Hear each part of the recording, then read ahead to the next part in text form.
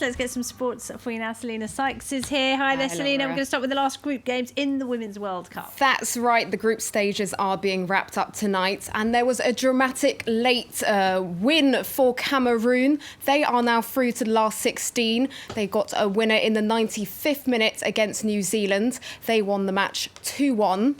And European champions, the Netherlands, have topped Group E after beating Canada 2-1. The Netherlands went through with a header from defender Anouk Dekker in the 54th minute. Canada didn't take long to get to the equaliser, however. A goal from Christine Sinclair. But the Netherlands managed to snatch back a win with a second goal in the 75th minute.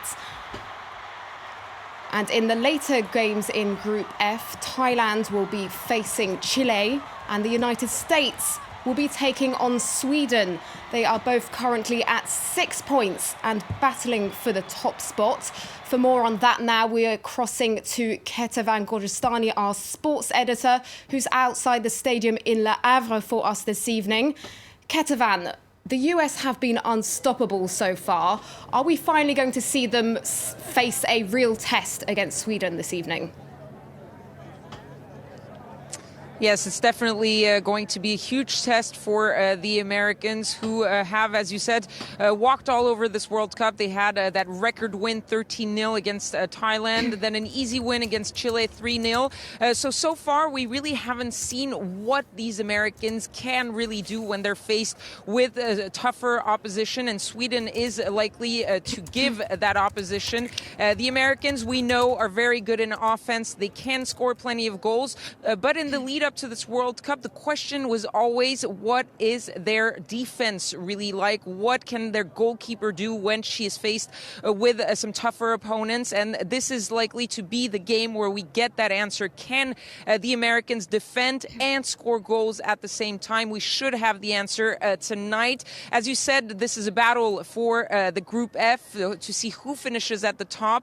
A win for Sweden would see them at the top. A draw would be enough for the Americans to finish as Group F leader. But there's more at stake in this game than just finishing at the top of Group F. There's also bragging rights involved in this battle between probably the biggest rivals in women's football, the US and Sweden, who have faced off many times in the past. And recently, it has turned mostly in favor of the Swedes who beat the Americans in the group stages back in 2011. They also have had a goalless draw against the Americans in 2015, also in the group stages. And of course, there is that 2016 Rio Olympic Games where the Americans were knocked out by the Swedes, and Team USA is looking for revenge tonight.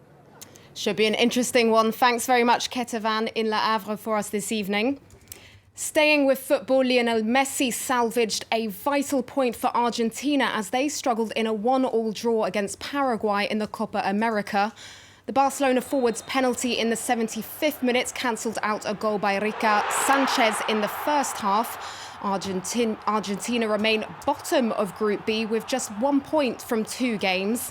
The coach, Lionel Scaloni, said his team are lucky to still be in the tournament. Their game against Qatar on Sunday is a must-win, and group leaders Colombia secured their place in the quarterfinals after snatching a late win, 1-0 win against Qatar. And later tonight, Uruguay are taking on Japan. Alongside Qatar, they were invited to the 12-team competition in Brazil as guests from outside the region.